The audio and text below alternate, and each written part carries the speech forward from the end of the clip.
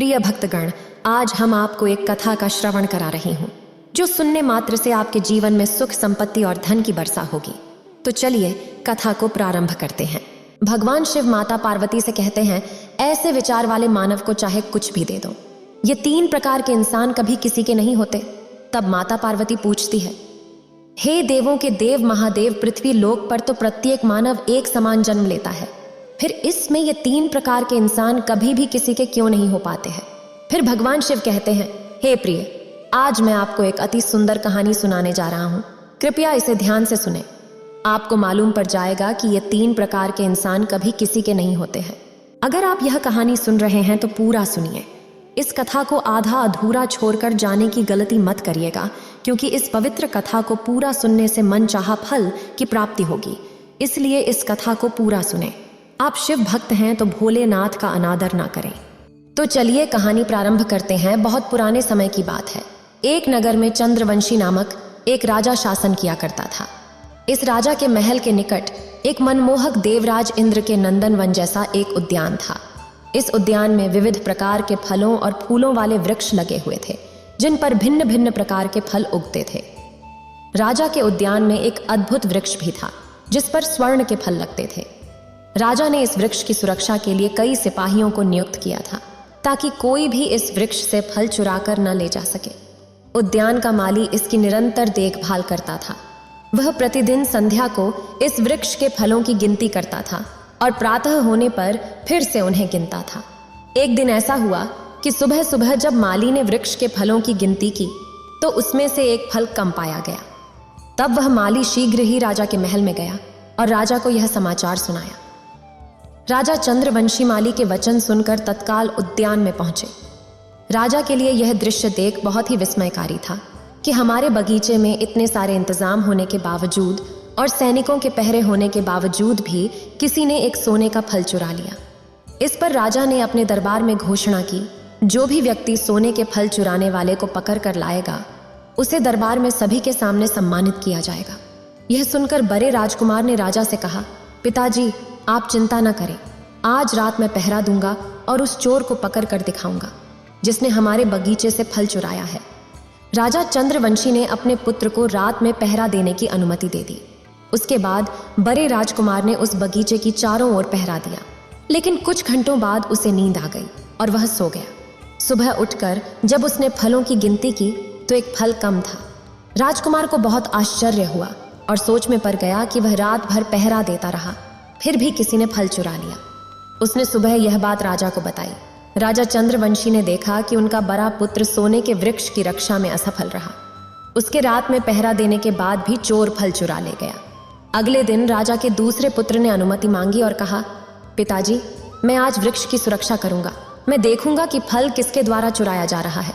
राजा ने उसे अनुमति दी और कहा, बेटा, जाओ और हमारे बगीचे की अच्छी से चौकसी करो। सुबह तक चोर हमारे हाथ में होना चाहिए। राजा का दूसरा पुत्र भी उस सोने के फल वाले वृक्ष की सुरक्षा के लिए गया। पूरी रात वह जागता रहा, लेकिन बाद में उसे भी नींद आ गई और फल फिर से किसी ने चुरा लिया। यह देखकर राजा चंद्रवंशी और सभी दरबारी काफी चिंतित हो गए। सभी इस बात पर विचार करते हुए निराश बैठे थे। तभी राजा का सबसे छोटा पुत्र आया और कहा, पिताजी, कृपया मुझे भी आज रात के लिए अनुमति दें।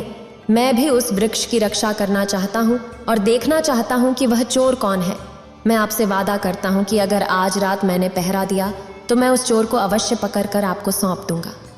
राजा अपने इस छोटे पुत्र से अक्सर नाराज रहते थे, क्योंकि वह उसे सबसे अधिक कमजोर मानते थे। राजा ने अपने छोटे पुत्र से कहा, जब तुम्हारे 2 भाई असफल हो गए तो तुम क्या कर पाओगे? इसलिए बेटा, तुम जाओ और अपना काम करो। यह काम तुमसे नहीं हो पाएगा। लेकिन राजा का सबसे छोटा राजकुमार इस पर सहमत नहीं हुआ। फिर उसने कहा, पिताजी, कृपया मुझे एक मौका दीजिए। जब राजकुमार ने बार बार अनुरोध किया तो आखिरकार राजा ने उसे पहरा करने की भूमिका निभाने की अनुमति दे दी। अब वह युवा राजकुमार बगीचे में पेड़ की सुरक्षा के लिए पहुंच गया और रात में उसकी रक्षा करने लगा। उसने संकल्प लिया कि चाहे कुछ भी हो जाए, वह किसी भी स्थिति में नहीं सोएगा और उस रात उस चोर को अवश्य पकड़ेगा। वह राजकुमार अपनी नींद पर विजय पाकर उस पेड़ पर नजर बनाए हुए था। आधी रात के बाद उसने देखा कि एक सोने का तोता उड़ते हुए आया और उस पेड़ पर बैठ गया। उसे देखते ही वह सोने का तोता एक फल को अपनी चोंच में कस के पकड़कर वहां से जाने लगा। राजकुमार पहले से ही सतर्क था। वह सोच रहा था कि वहां कोई मनुष्य होगा, पर यहाँ तो एक पक्षी था। उसने अपने धनुष में तीर चढ़ाया और तोते को निशाना बनाया। राजकुमार ने अपने धनुष से तीर छोड़ दिया। वह तोता बहुत ही चतुर था। राजकुमार ने 3 बार उस पर तीर छोड़ा, फिर भी वह तीनों बार वहां से बच निकला और अपने पंख को झटकते हुए वहां से उड़ गया। तीर की चोट से उसका एक सुनहरा पंख गिरकर नीचे आ गया। राजकुमार ने वह पंख उठा लिया और सुबह होते ही उसने सारी घटना राजा को सुनाई और उस सुनहरे पंख राजा को दे दिया। सुनहरे पंख देखकर राजा बहुत ही अचंभित हुए और उस पंख पर राजा मंत्रमुग्ध हो गए। उस पंख को राजा हाथ में लेकर बार बार देखते रहे। उन्होंने कहा, बेटा, जब यह पंख इतना खूबसूरत है तो वह पक्षी कितना अद्भुत होगा। ऐसा पक्षी हमारे राजमहल में होना ही चाहिए। वास्तव में हमारा राजमहल उस सुनहरे तोते के साथ और भी सुंदर दिखाई देगा। राजा चंद्रवंशी ने तुरंत अपनी इच्छा व्यक्त की और कहा, बेटा, अब मैं चाहता हूं कि कोई उस तोते को पकड़ कर लाए। राजा की बात सुनकर सबसे पहले उनका बड़ा बेटा इस काम के लिए आगे आया और कहा, पिताजी, मैं उस तोते को ढूंढ कर लाऊंगा। इस तरह राजा चंद्रवंशी का बड़ा बेटा सुनहरे तोते को खोजने के लिए जंगल की ओर निकल पड़ा। जंगल पहुंचकर बड़े राजकुमार ने देखा कि एक वृक्ष के नीचे सियार आराम कर रहा था। राजकुमार ने सियार को देखते ही अपने धनुष पर एक तीर चढ़ा लिया और उस तीर को छोड़ने ही वाला था। उसी क्षण सियार ने चीख कर कहा, हे राजकुमार, कृपया मुझे मत मारिए। मैं जानता हूं कि आप सुनहरे तोते की खोज में हैं। अगर आप मेरी सलाह माने और मैं जो रास्ता बताऊं उस पर चलें तो आप अपने उद्देश्य में सफल हो जाएंगे। बस इसी रास्ते पर सीधे जाइए। आगे चलकर आपको एक गांव के पहले 2 गुफाएं मिलेंगी, जो एक गुफा बहुत ही खूबसूरत तरीके से सजी होगी और दूसरी गुफा तरफ जर्जर और झाड़ियों से भरी होगी। पर उस खूबसूरत गुफा में मत जाइएगा, बल्कि उस जर्जर गुफा में प्रवेश कीजिए। अंदर जाते ही आप अपने लक्ष्य में सफल हो जाएंगे। राजकुमार ने सोचा कि शायद सियार उसे गुमराह करना चाहता है। उसने सियार को डांटते हुए कहा, ओ चालाक सियार, तुम मुझे बेवकूफ़ नहीं बना सकते। मैं तुम्हारी बातों में नहीं आऊँगा। मुझे तुम्हारी सलाह की ज़रूरत नहीं। और इसके बाद उसने तीर चला दिया, लेकिन वह चालाक सियार बच निकला। इसके बाद राजकुमार ने अपनी यात्रा जारी रखी। वह एक नगर के पास पहुंचा, जहां उसने देखा कि वास्तव में 2 गुफाएं थीं। उनमें से एक बहुत साफ और सुंदर लग रही थी और अंदर से लोगों के नाचने गाने की आवाज़ें आ रही थीं। उस सुंदर गुफा को देखकर राजकुमार के मन में भी उसके अंदर जाने की इच्छा हुई। राजकुमार जाते ही जाते उस सुंदर सी गुफा में जाकर ठहर गया। गुफा में पहुंचने के बाद वो भी उस नाच गान में शामिल हो गया और वो भूल गया कि वो एक सोने के तोता की तलाश में निकला था। इस तरह कई दिन गुजर गए। उसने न तो उस तोते की खोज की और न ही घर वापस आया। फिर राजा चंद्रवंशी ने अपने दूसरे पुत्र को अनुमति दी कि तुम्हारा बड़ा भाई अब तक वापस नहीं आया है। वह सुनहरे तोता को ढूंढने गया था। अब तुम जाओ और उसे ढूंढ कर लाओ। राजा की अनुमति मिलते ही राजा का दूसरा पुत्र जंगल की ओर चल दिया। जंगल में पहुंचते ही उसे वही सियार मिला जो उसके बड़े भाई को मिला था। सियार ने दूसरे राजकुमार से भी वही बातें कही, लेकिन दूसरे राजकुमार ने भी अपने भाई की तरह उसकी बात नहीं मानी और आगे बढ़ते हुए वह भी उसी सुंदर गुफा में चला गया और वहां हो रहे नृत्य संगीत में लीन हो गया। वह भी भूल गया कि वह क्यों आया था। जब दूसरा राजकुमार भी वापस नहीं आया तो राजा चंद्रवंशी के सबसे छोटे पुत्र ने कहा, पिताजी, मैं सुनहरे तोते की खोज करने जाऊंगा। फिर राजा ने कहा, बेटा, जब तुम्हारे दोनों भाई उस तोते को नहीं ढूंढ पाए तो तुम कैसे ढूंढ पाओगे, इसलिए तुम शांति से घर पर बैठो। राजा के कई बार मना करने पर भी छोटा राजकुमार अड़ गया। तब राजा ने मजबूर होकर उसे जाने की अनुमति दे दी। अपने भाइयों की तरह छोटा राजकुमार भी घोड़े पर सवार होकर निकल पड़ा। जंगल में पहुंचने पर उसे भी वही सियार मिलता है। राजकुमार ने अपना धनुष निशाने के लिए साध लिया। तभी सियार ने कहा, हे राजकुमार, मुझे मत मारो, मैं तुम्हारे बहुत काम आऊंगा। यदि तुम मेरी बात मानोगे तो तुम अपने उद्देश्य में सफल होकर लौटोगे। राजकुमार ने सियार की बातों को गौर से सुना और कहा, ठीक है, जो तुम कहोगे मैं वही करूंगा और अब मैं तुम्हें नहीं मारूंगा। इस पर सियार खुश होकर कहता है, हे राजकुमार, आप मुझे एक बहुत अच्छे व्यक्ति लगते हो, क्योंकि आपने मेरी बातों का मजाक नहीं उड़ाया और मुझ पर तीर भी नहीं चलाया। मैं इस बात से बहुत प्रसन्न हूँ और जितना हो सकेगा मैं आपकी सहायता करूँगा। आइए, मैं आपको उस गुफा तक ले चलता हूँ। आओ और मेरी पीठ पर बैठ जाओ। ऐसा कहकर सियार अपने आकार को बड़ा कर लेता है और राजकुमार उस पर सवार होकर गुफा की तरफ जाने लगता है। जल्द ही वे जंगल और पहाड़ों को पार कर नगरी में पहुंच जाते हैं, जहां उन्हें 2 गुफाएं दिखाई देती हैं।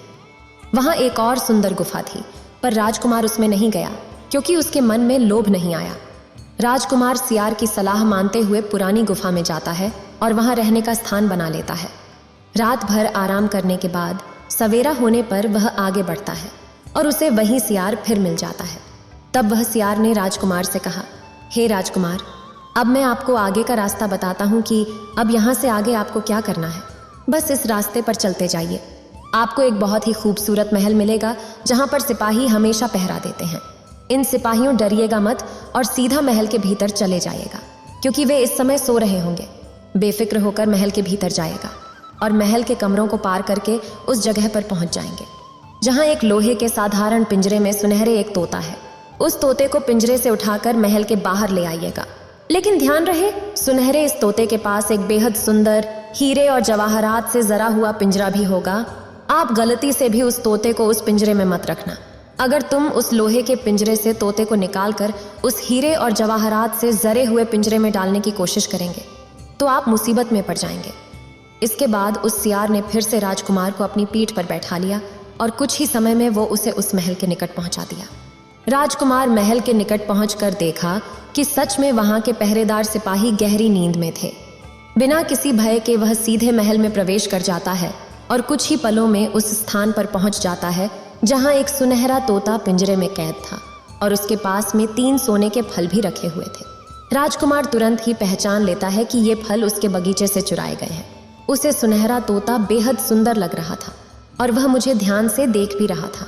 जब राजकुमार सुनहरे तोता लेकर वहां से जाने लगा, तभी उसकी नजर पास में रखे एक अन्य पिंजरे पर पड़ती है जो हीरों से सजा हुआ था और देखने में बहुत ही सुंदर था। उस पिंजरे में बेशकीमती हीरे जरे हुए थे। राजकुमार को तोता रखने के लिए वही पिंजरा अच्छा लगा। वो पिंजरे की चमक धमक में उस सियार की बात भूल गया। उसने तुरंत लोहे की पिंजरे से तोते को निकालकर उस बेशकीमती हीरे से जरे हुए पिंजरे में बंद कर दिया। तोता नए पिंजरे में आने के बाद जोर जोर से चिल्लाने लगा। वह राजकुमार पिंजरे को उठाकर उस स्थान से कुछ दूरी भी नहीं जा पाया था जब उसी समय कई सिपाही उसके पास पहुंच गए और उन्होंने राजकुमार को गिरफ्तार कर लिया। अब राजकुमार को अपनी गलती का एहसास होने लगा। उसे याद आया कि सियार ने उससे क्या कहा था और उसने क्या कर दिया। अब क्या हो सकता है, अब तो मैं सिपाहियों के द्वारा बंदी हूँ। तब सिपाही उस राजकुमार को खींचते हुए राजा के दरबार में ले गए। राजा ने पूछताछ की तो राजकुमार ने सारी घटना बता दी। राजा ने कहा, हे राजकुमार, तुम आज मेरे महल में चोरी करने आए थे। इस अपराध के लिए मैं तुम्हें माफ नहीं कर सकता। तुमने जो अपराध किया है उसके लिए मैं तुम्हें मृत्यु दंड देता हूँ, लेकिन मैं तुम्हें एक मौका देता हूँ। हे राजकुमार, अगर तुम मेरी एक विशेष इच्छा पूरी कर दो तो मैं तुम्हें मुक्त कर दूंगा। अगर तुम मेरे लिए एक सोने का हिरण ले आओ तो मैं तुम्हें सम्मान पूर्वक छोड़ दूंगा और बदले में तुम्हें यह सुनहरे तोता भी दूंगा। राजकुमार को अपनी जान बचाने हेतु राजा की इस शर्त को स्वीकार करना पड़ा। इसके बाद राजकुमार सोने के हिरण की खोज में निकल पड़ा। महल से बाहर निकलते ही उसने देखा कि एक सियार उसका इंतजार कर रहा था। राजकुमार ने जाकर सियार को पूरी कहानी समझाई। तब सियार ने निराशा भरे स्वर में कहा, अरे भाई, अब मैं आपकी मदद नहीं कर सकता। आपने मेरे बताए अनुसार कार्य नहीं किया, जैसा कि मैंने पहले आपको समझाया था। अगर आप वैसा ही करते तो आज इस बड़ी मुसीबत में नहीं फंसते। राजकुमार ने कहा, भाई, मैंने बड़ी भूल कर दी है। कृपया मुझे क्षमा करें और एक बार फिर मेरी सहायता करो। बिना आपके सहयोग के मैं सोने के हिरण को नहीं ला सकता। यहाँ के राजा ने मुझे सोने के हिरण को लाने के लिए कहा है। अगर मैं ऐसा नहीं कर पाया और सोने का हिरण नहीं ला पाया तो राजा मुझे वह सुनहरे तोता नहीं देगा और मुझे फांसी दे देगा। इस पर सियार ने राजकुमार की बात सुनी और कहा, ठीक है भाई, मैं आपको माफ करता हूँ। अब आप मेरी पीठ पर बैठ जाओ और मेरे साथ चलो। हम यहाँ से कुछ दूरी पर जाएंगे। एक अन्य राज्य में जहाँ एक महल है, इस महल के नजदीक एक बगीचे में तुम्हें एक स्वर्ण मृग मिलेगा, जबकि वहां के सेवक नींद में होंगे।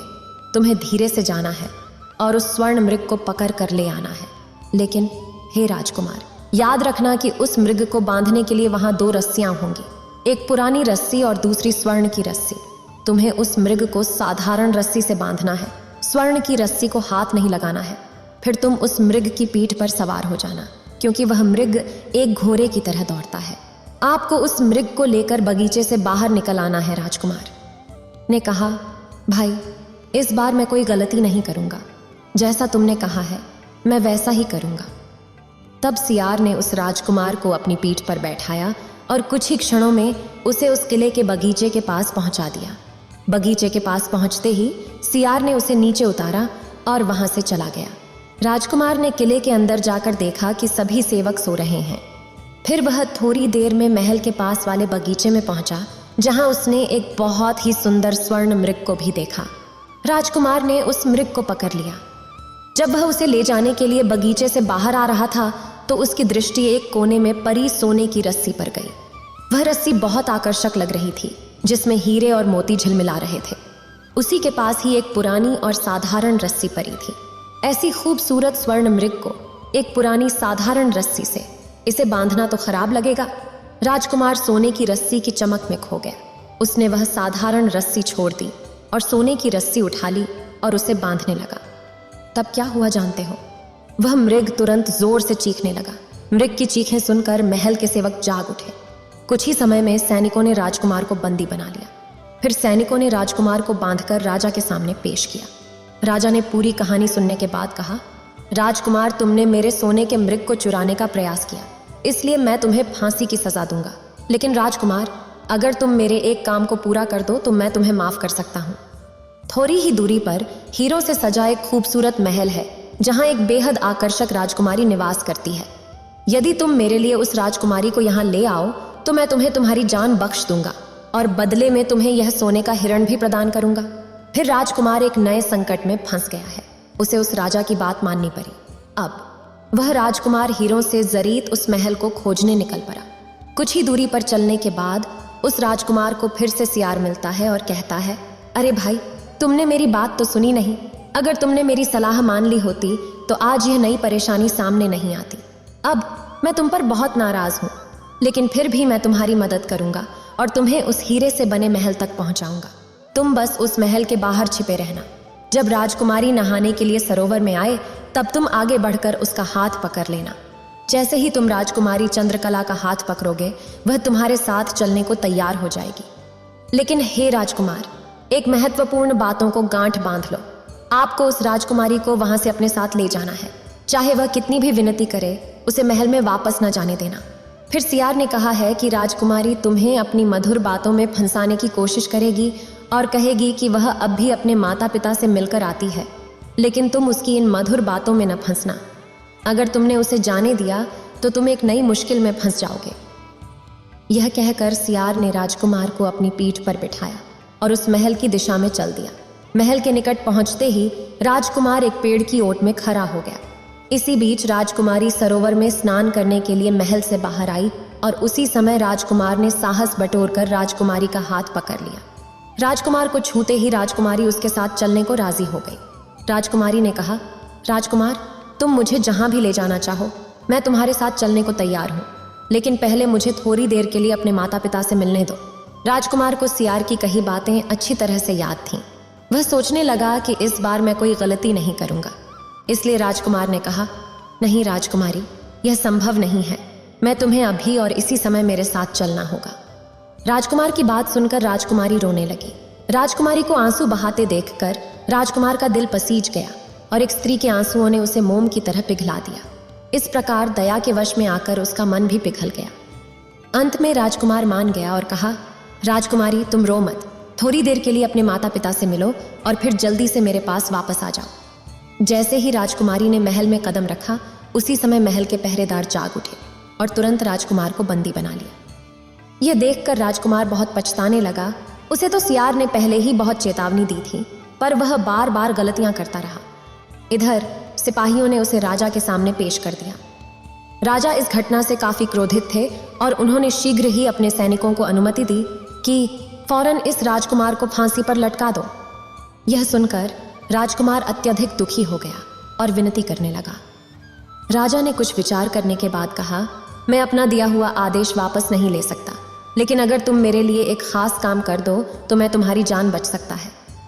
हमारे महल के सामने एक बहुत बड़ा पहाड़ है, जिसकी वजह से हमारे किले की खूबसूरती कम हो गई है।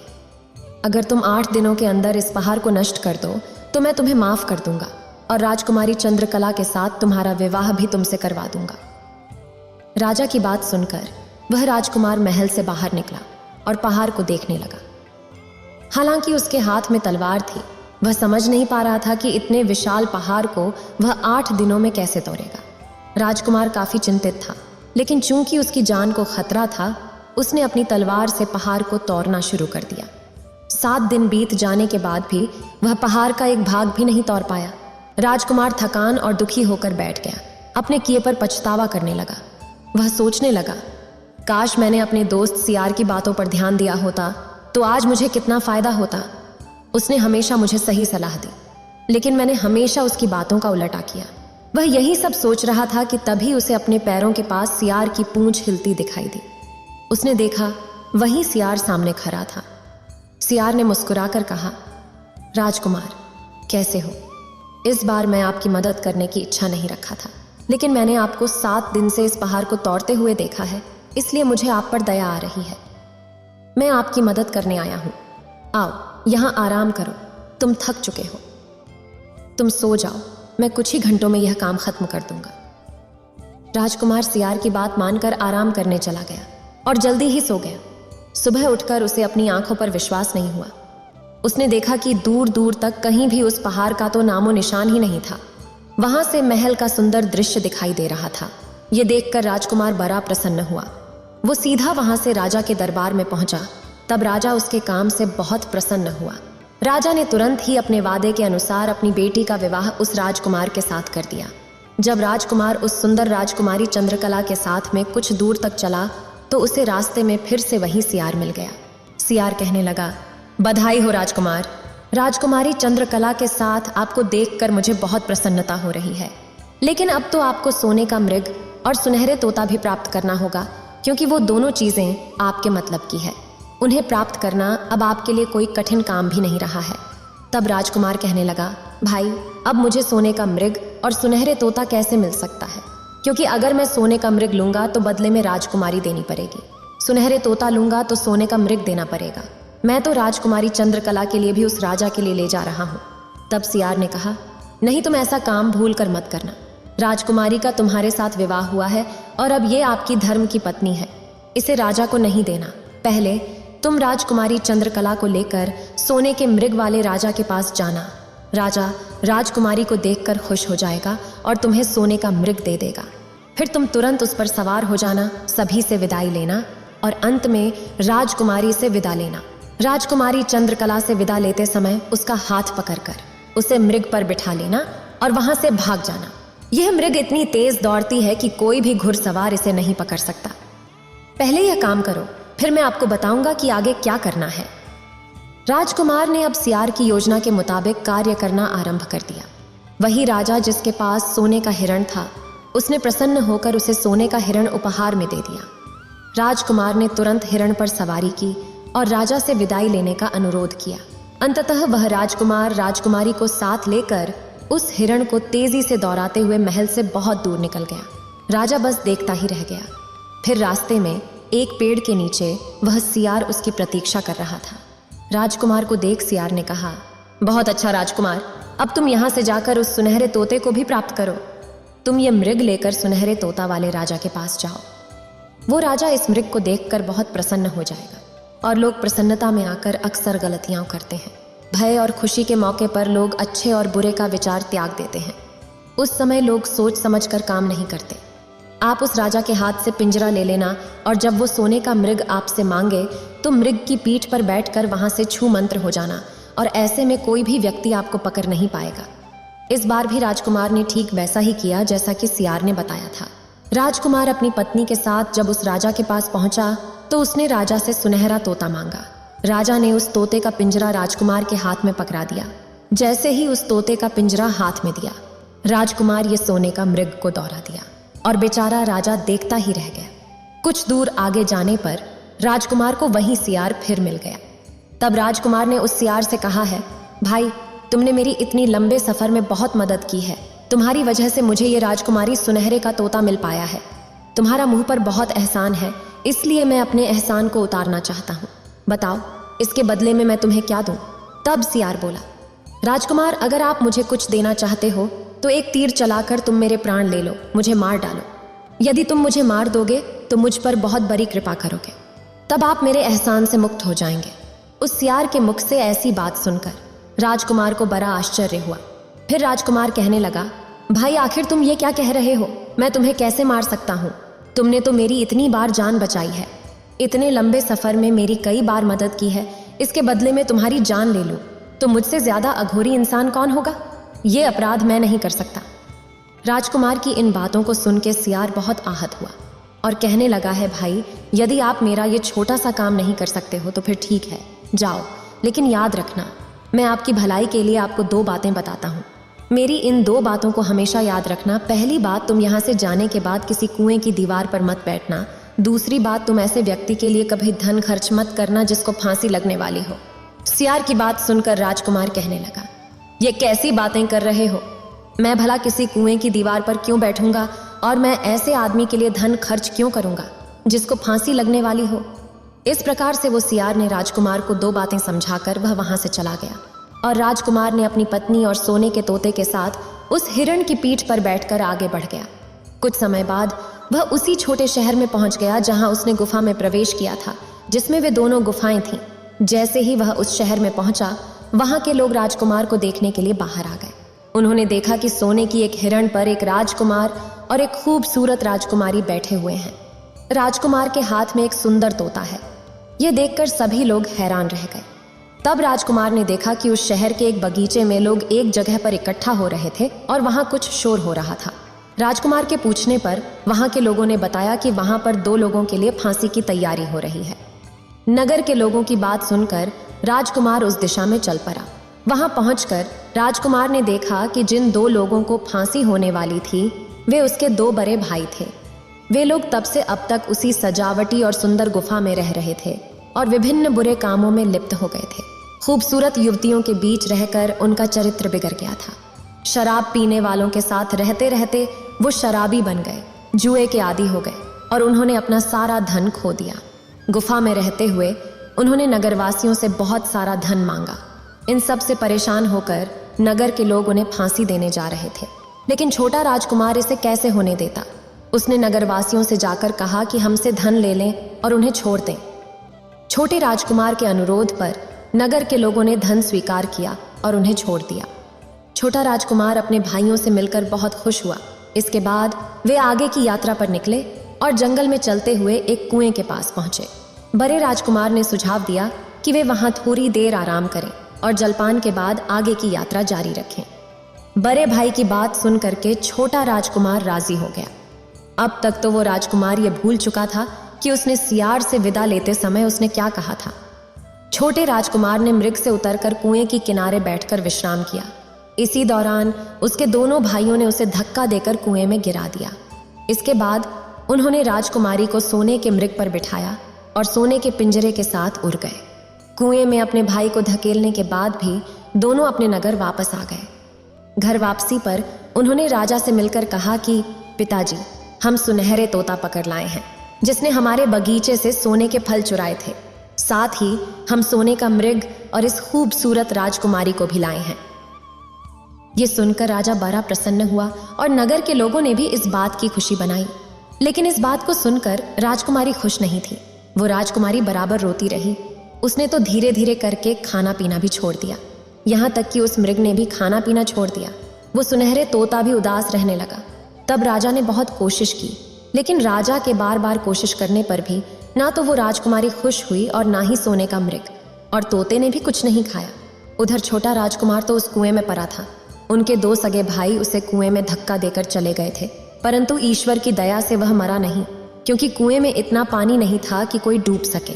वह अपने भाग्य को शाप देते हुए कुएं में पड़ा था। तब उसे अपने सियार की बातें याद आईं और वह अपने सियार की सलाह न मानने के लिए पछताने लगा। उसने कहा, अगर मैंने आज उसकी सलाह मान ली होती तो इस मुसीबत में नहीं पड़ता। जैसे ही राजकुमार ने उस सियार के बारे में सोचा, वह सियार वहां प्रकट हो गया। सियार ने कहा, भाई, मैंने तुम्हें कई बार समझाया था, पर तुम मेरी बातों को भूल जाते हो। मैंने तुमसे कहा था कि किसी कुएं की दीवार पर मत बैठना और उन लोगों की मदद मत करो जो मुश्किल में हैं। तुमने मेरी बातें अनसुनी की। पर मैं अंतिम बार तुम्हारी सहायता करूंगा। सुनो राजकुमार, मैं आपके लिए एक रस्सी फेंक रहा हूं, इसे पकड़कर तुम कुएं से बाहर आ जाओ। ऐसा कहकर उस सियार ने कुएं में एक रस्सी डाल दी, जो जल्दी ही लंबी हो गई और राजकुमार तक पहुंच गई। राजकुमार ने उस रस्सी को थाम लिया और बाहर आ गया।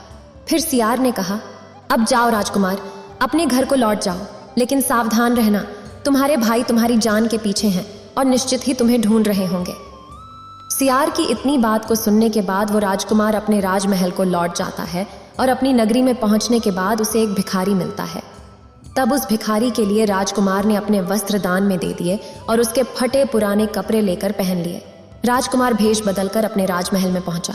पहुंचते ही एक विचित्र बात होती है। जैसे ही वो राजकुमार अपने महल में पहुंचा तो उसे देखते ही सोने का मृग जो था वो एकदम से आवाज देने लगा और दाना पानी भी खाने लगा। अब तो सुनहरा तोता भी खुशी से आवाजें करने लगा और वो भी खाने पीने लगा। राजकुमारी ने भी अपने आंसुओं को पोंछ डाला। उसके चेहरे पर खुशी झलक आई। यह देखकर राजा को समझ में कुछ नहीं आ रहा था कि ये सब क्या हो रहा है। राजा ने राजकुमारी से इस बात का कारण पूछा तो राजकुमारी कहने लगी, हे महाराज, मैंने आपको पहले ही सारी कहानी बता दी थी। आपके बड़े और मझले राजकुमार ने आपके छोटे बेटे के साथ बहुत बड़ा धोखा किया है। उन्होंने आपके साथ धोखा किया है, परंतु आपका लाडला राजकुमार यहाँ आ गया है, जिसे देख मुझे अत्यधिक खुशी हो रही है। इसी राजकुमार के साथ मेरा विवाह संपन्न हुआ है और मैं इस राजकुमार के साथ अपने जीवन में सुख पा सकती हूँ। राजा ने पूछा, वह कहाँ है? राजकुमारी ने उस व्यक्ति की ओर इशारा किया जो फटे पुराने कपड़े पहने था और कहा, महाराज, यही है आपका लाडला राजकुमार। राजा ने तुरंत अपने छोटे बेटे को पहचान लिया। अब राजा का अपने छोटे बेटे के प्रति नजरिया बदल गया। पहले जहां वह उसे नासमझ समझता था, वहीं अब उसे समझदार और बहादुर मानने लगा। अपने छोटे राजकुमार से बहुत ज्यादा प्रेम करने लगा। उसके बाद राजा ने उस राजकुमार के लिए अपना राज सिंहासन सौंपने का निश्चय कर लिया। बड़े और मझले राजकुमार ने अपने छोटे भाई को धोखा दिया था और महाराज को भी धोखा दिया था। इस वास्ते महाराज उन दोनों से बहुत ज्यादा नाराज थे। राजा ने उन दोनों राजकुमार को अपने राज्य से निकाल दिया। इसके बाद हंसी खुशी के साथ में धूमधाम के साथ में राजकुमारी का उस राजकुमार के साथ विवाह हुआ और दोनों आनंद पूर्वक रहने लगे। राजकुमार उस सियार को कभी नहीं भूल पाया जिसने उसकी सहायता की थी। एक दिन वह समय निकालकर उसी सियार को ढूंढने के लिए जंगल में चला गया। लंबे समय तक खोजने के बाद उसे एक पेड़ के नीचे वह सियार मिला, जो उस समय बहुत उदास और पहले से भी अधिक दुबला हो चुका था। राजकुमार को देखते ही उसने तुरंत पहचान लिया और पूछा कि आज वह यहाँ कैसे आया। तब राजकुमार ने उत्तर दिया, भाई, मैं आज तुम्हें ढूंढने आया हूँ, चलो मेरे साथ रहो। यहाँ तुम्हें किसी भी तरह की परेशानी नहीं होगी। जंगल में तो खाने पीने की समस्या है और शिकारियों से भी डर लगा रहता है। उसने उत्तर दिया, नहीं राजकुमार, मैं यहाँ ठीक हूँ और अब जब तुम्हारा काम पूरा हो गया है तो तुम सुखी रहो और अपने राज्य में वापस जाओ।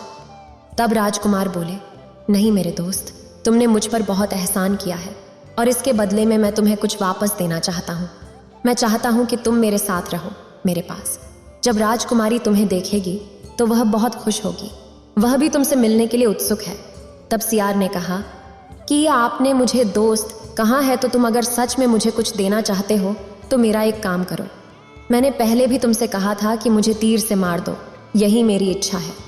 दरअसल एक जादूगर ने मुझ पर जादू कर दिया है। मैं सियार नहीं हूँ, मुझे जादू से सियार बना दिया गया है। मैं उसी राज्य का राजकुमार हूँ जहाँ की राजकुमारी से तुम्हारा विवाह हुआ है।